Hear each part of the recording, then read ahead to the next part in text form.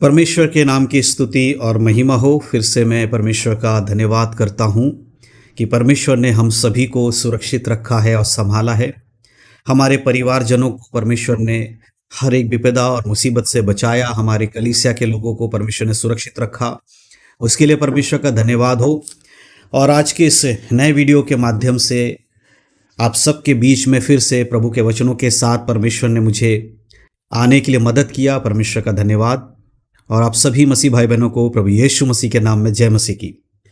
आज वचनों से कुछ बातों को हम समझेंगे और बाइबल से हम जानेंगे कि प्रभु यीशु मसीह आज के दिन हम सभी से क्या बातचीत करना चाहते हैं।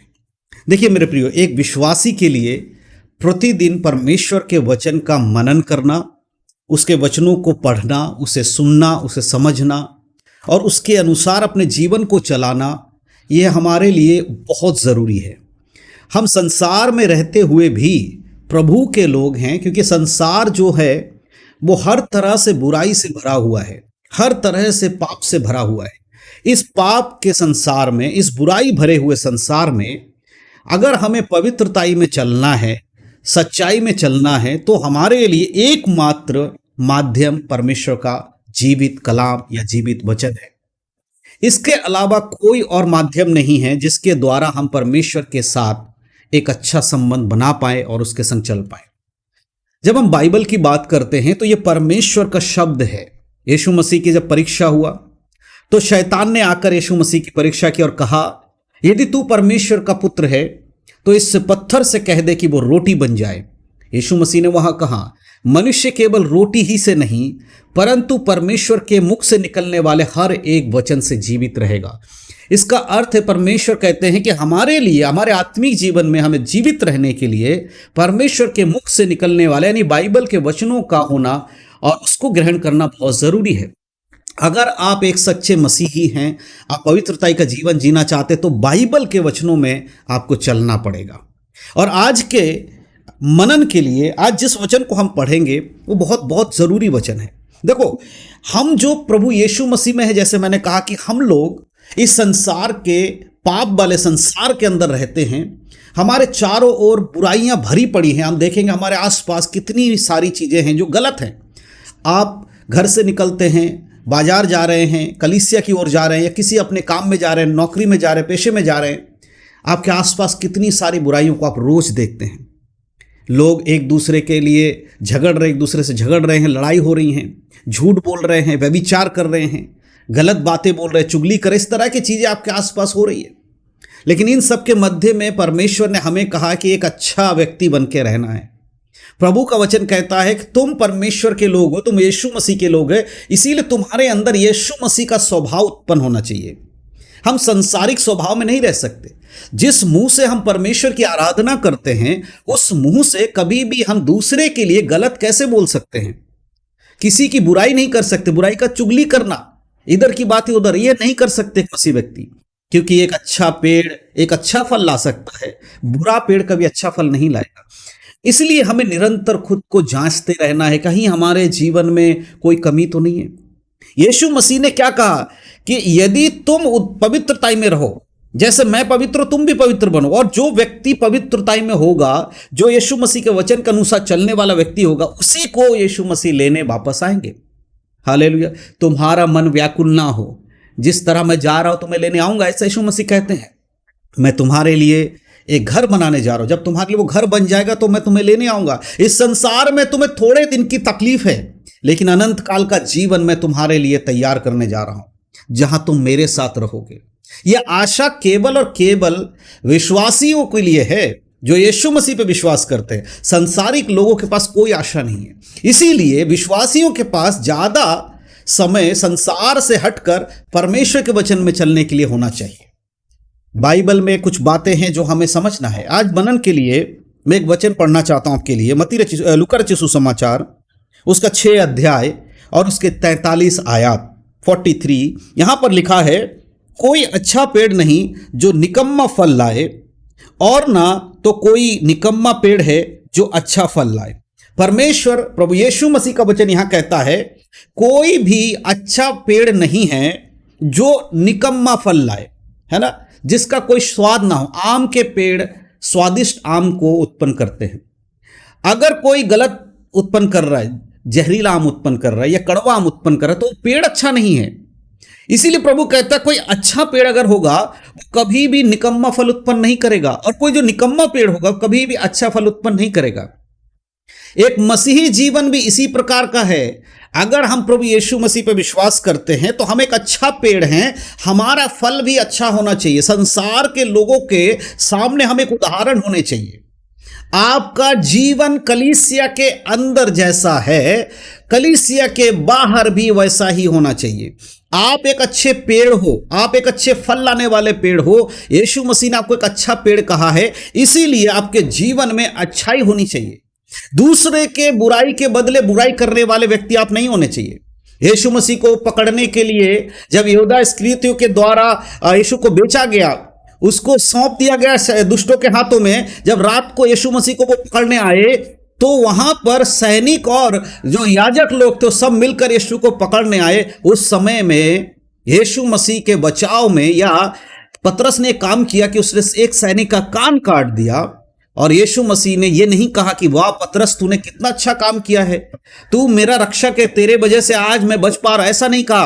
परंतु यीशु मसीह ने पतरस को डांटा और कहा जो तलवार चलाएगा वो तलवार से मारा जाएगा।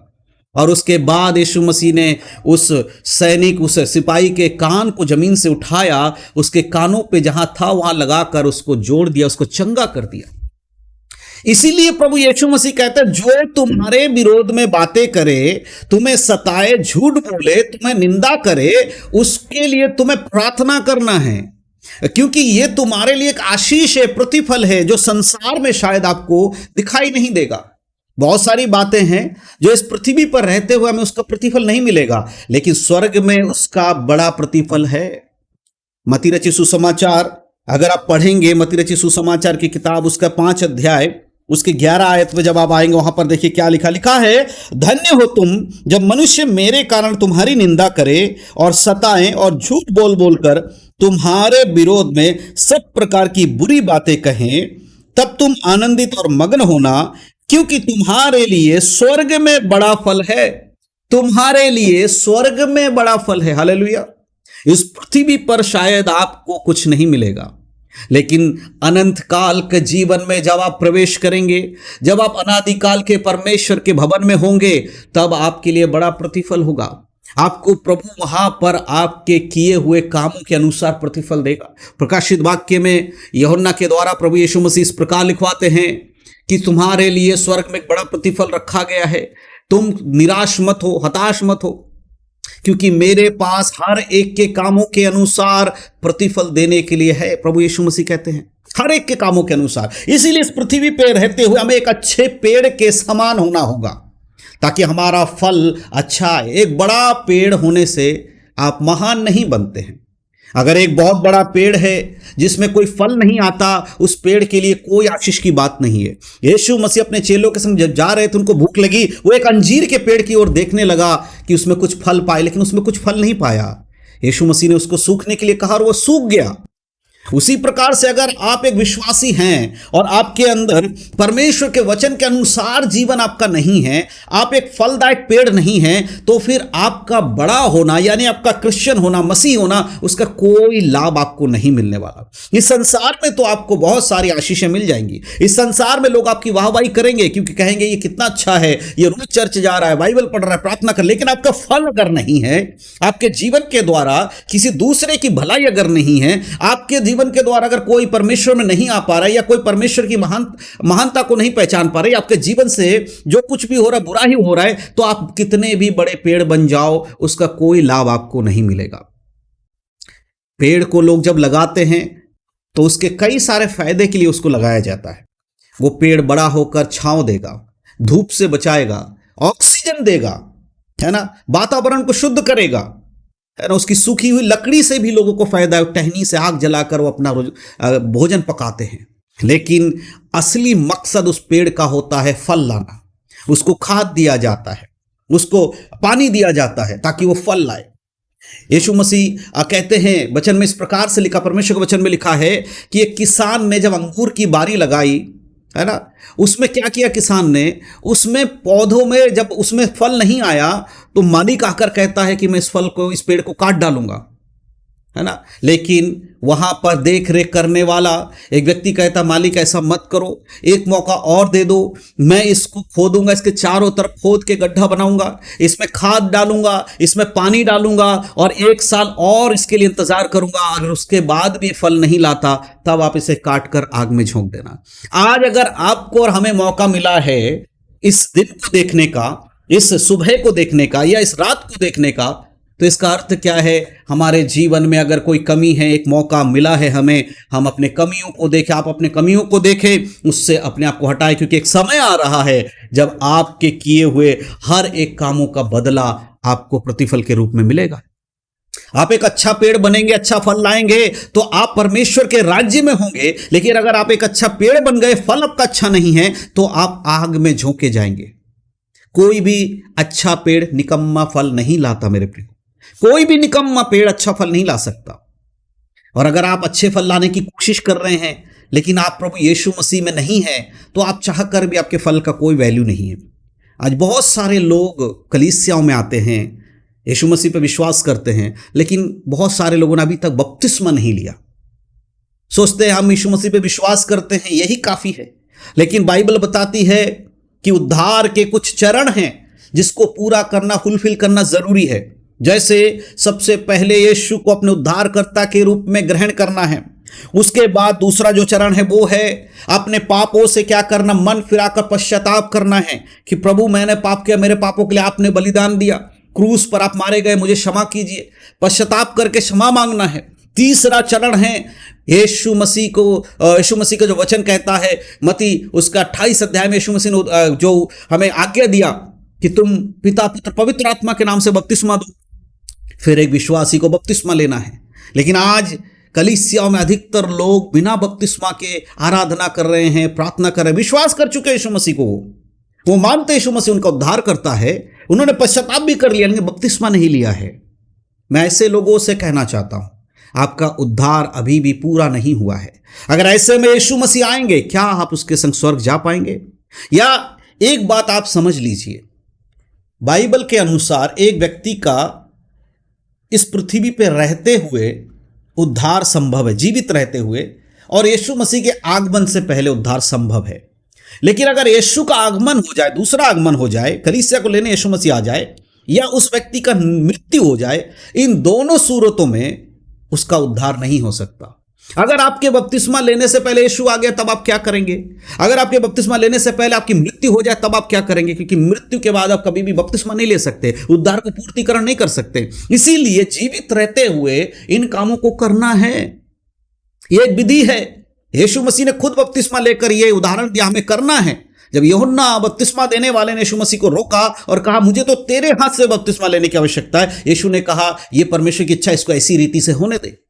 यीशु का नहीं लेना भी चलता, कोई दिक्कत नहीं। यीशु का बपतिस्मा नहीं लेता तो क्या नरक जाता? नहीं, वो स्वर्ग का अधिकारी है, वो स्वर्ग में जाता, वो निष्पाप व्यक्ति नहीं। फिर भी उन्होंने उस विधि को या उन्होंने उस कार्य को पूरा किया जो परमेश्वर ने ठहराया। आज आप और हमको भी देखना है, क्या आप उस कार्य को पूरा कर रहे हैं जो परमेश्वर ने ठहराया है, यीशु मसीह ने ठहराया है, या आज भी आप सिर्फ एक अच्छे पेड़ बनने की कोशिश कर, आपके अंदर फल नहीं है। हालेलुया। और 44 आयत उसमें लिखा है, हर एक पेड़ अपने फल से पहचाना जाता है, क्योंकि लोग झाड़ियों से अंजीर नहीं तोड़ते और ना झाड़ बेरियों से अंगूर। हर एक व्यक्ति अपने फलों से पहचाना जाता है। लोग झाड़ियों से अंजीर नहीं तोड़ते, अंजीर के पेड़ से ही अंजीर आएगा, और झाड़वेरी से अंगूर, यानी कि जो झाड़ियां होती उससे अंगूर नहीं निकाला जाता, अंगूर के पेड़ से अंगूर निकाला जाता है। तो अगर आप मसीह में हैं तो आपके अंदर से अच्छे स्वभाव बाहर आएंगे, और अगर आप मसीह में नहीं हैं तो आपके अच्छे स्वभाव कैसे बाहर आएंगे? हमारा जीवन अंदर से जैसा है बाहर भी वैसा ही होना चाहिए। यीशु मसीह ने इस बात को कहा, जब लोगों ने खाने पीने के विषय में कहा तो यीशु ने कहा किसी के खाने पीने से अशुद्ध नहीं होता, क्योंकि जो कुछ तुम मुंह से खाते हो वो मलमूत्र के द्वारा तुम्हारे शरीर से बाहर निकल जाता है, लेकिन जो बातें तुम्हारे मनुष्य के अंदर से आती हैं वे उसे अशुद्ध करती हैं। जो आपके अंदर है वो तो आपको शुद्ध करेगा। आप एक अच्छे पेड़ हैं, क्या आप एक अच्छा फल लाने वाले पेड़ हैं? इन दोनों में फर्क है। मैं एक अच्छा पेड़ हूं, मैं एक अच्छा फल लाने वाला पेड़ हूं। सिर्फ अच्छा पेड़ होने से नहीं होगा, आपका फल भी अच्छा होना चाहिए। अपने जीवन को परखिए, देखिए। संसारिक बातों में उलझते चले जाएंगे तो एक दिन आपको उसका हिसाब देना पड़ेगा। परमेश्वर आपसे कभी ये उम्मीद नहीं करते कि आप एक अच्छा पेड़ हैं और बुरा फल लाए। आपके फल क्या हैं? आपका स्वभाव, आपका जीवन। जब आप दूसरों के सामने मसीह के स्वभाव को प्रकट करते हैं, मसीह के प्रेम को प्रकट करते हैं, यह आपका फल है। जब आप दूसरों के लिए चिंता करते हैं, दूसरों को उद्धार के लिए प्रयास करते हैं, दूसरों को सुसमाचार सुनाने का प्रयास करते हैं, दूसरे के सामने इस तरह अपने आप को रखना चाहते हैं ताकि आपको देखकर परमेश्वर के नाम की महिमा हो, यह आपके अच्छे फल हैं। जब आप अपने शत्रुओं से प्रेम करते हैं, यह आपका अच्छा फल है। जब आप अपने सताने वालों के लिए प्रार्थना करते हैं, यह आपके लिए अच्छा फल है। जब यीशु मसीह के बारे में आप दूसरों को बताते हैं, यह आपके लिए एक अच्छा फल है। यह आपके जीवन में होना चाहिए। 45 आयत में प्रभु कहते हैं, भला मनुष्य अपने मन के भले भंडार से भली बातें निकालता है, और बुरा मनुष्य अपने मन के बुरे भंडार से बुरी बातें निकालता है, क्योंकि जो मन में भरा है वही उसके मुंह में आता है, मुंह पर आता है। जो हमारे अंदर गया वो बाहर निकल जाएगा, लेकिन जो कुछ अंदर में होगा वही बाहर आएगा और वही हमें अशुद्ध करता है। एक भला व्यक्ति अपने भले मन के भंडार से भली बातों को निकालता है। एक बुरा व्यक्ति अपने अंदर जो बुराई है उसको ही बाहर निकालेगा। कैसे जांचेंगे आप कि आप एक अच्छा पेड़ हैं? कुछ उदाहरण मैं आपको देना चाहता हूं। आप कलीसिया जाने वाले व्यक्ति, आप एक विश्वासी हैं, शायद आपने बपतिस्मा भी ले लिया है। अब आप कैसे जानेंगे कि आप एक अच्छे पेड़ हैं और अच्छा फल लाते हैं? उसका उदाहरण है कि जो बाइबल में लिखा है, तू किसी की चुगली नहीं करना। क्या आप चुगली करने वाले व्यक्ति हैं? तो फिर आप एक अच्छे पेड़ हो सकते, फल वाले पेड़ नहीं हो। एक बड़ा पेड़ हो सकते लेकिन अच्छा फल नहीं आपका। आप अगर संसार में ठट्ठा करने वालों के संग उठते बैठते हैं, बुराई करने वालों के संग रहते हैं। बहुत सारे लोगों का एक सवाल रहता है कि हम बहुत कोशिश करते हैं लेकिन बुराई से हम दूर नहीं जा पाते। उसका सबसे बड़ा कारण है कि आपकी संगति बुरे लोगों के साथ है। एक अच्छा पेड़ कभी बुरे संगति में नहीं रहेगा। एक अच्छे पेड़ का खासियत यही है कि वो जहां भी होता है उसके आसपास भी वो अच्छाई फैलाता है। हालेलुया।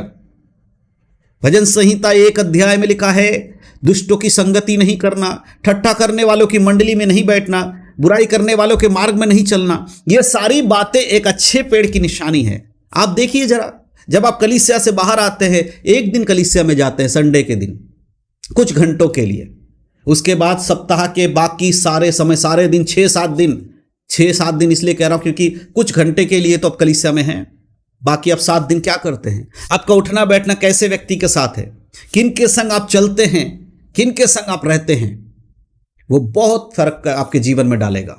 बहुत ज्यादा आपके जीवन में उसका फर्क आपको नजर आएगा। यही वजह है कि यीशु मसीह ने कहा है कि तुम संसार के सदृश ना बनो, तुम्हारे मन के नए हो जाने से तुम्हारा चाल चलन भी बदलता जाए। प्रभु यीशु मसीह का बलिदान आपके छुटकारे के लिए हुआ है। आप दाम देकर मोल लिए गए हो। आपका मोल लेना यीशु मसीह के बहुमूल्य लहू से हुआ है।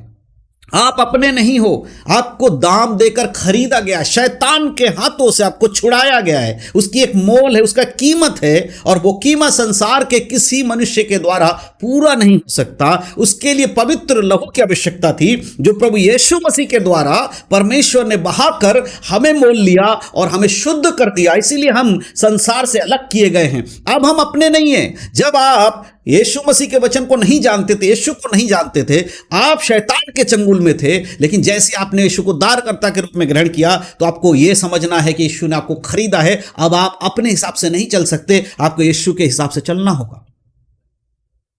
जब पुराने समय में, गुलामों के समय में, जब गुलामी आज तो नहीं है हमारे देश में, दुनिया में कहीं पे भी गुलामी नहीं होती है, लेकिन जिस समय गुलामी का दौर था, लोग गुलामों को रख सकते थे, लोगों को खरीद कर रख सकते थे।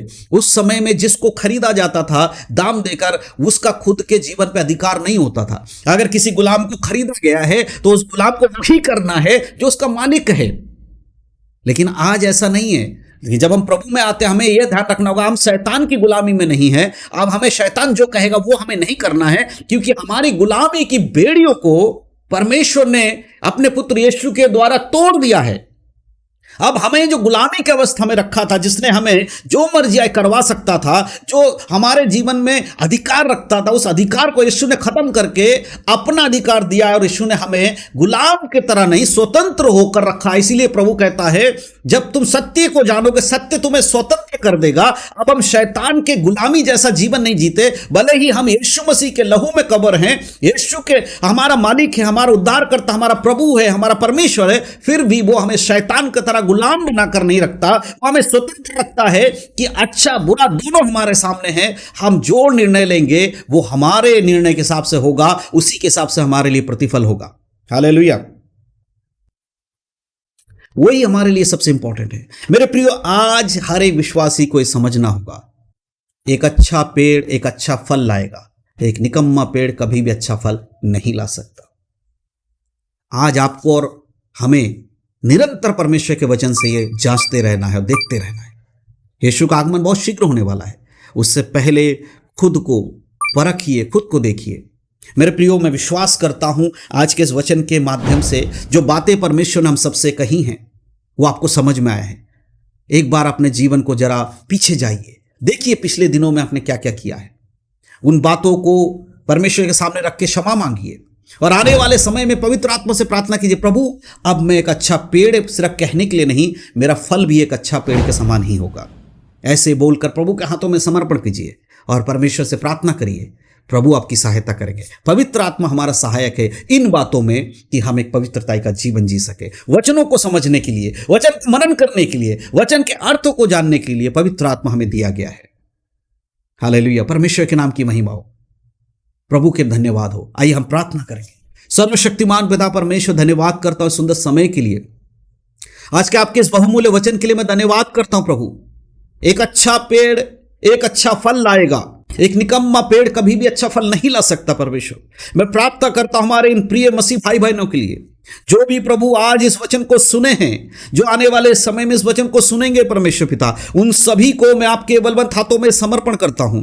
सभी के लिए प्रार्थना करता हूं यीशु के अधिकार के नाम से पिता परमेश्वर, इन प्रियों के जीवन में आपकी महिमा प्रकट होने पाए। प्रभु, धन्यवाद के साथ पिता परमेश्वर मैं आपके बलवंत हाथों में इनको समर्पण करता हूं। प्रभु, हालेलुया। पवित्र आत्मा परमेश्वर आप सहायता करें, मदद करें। प्रभु जी, जो अपना मन फिराए उन्हें परमेश्वर मन फिराने के लिए प्रभु आप सहायता करें।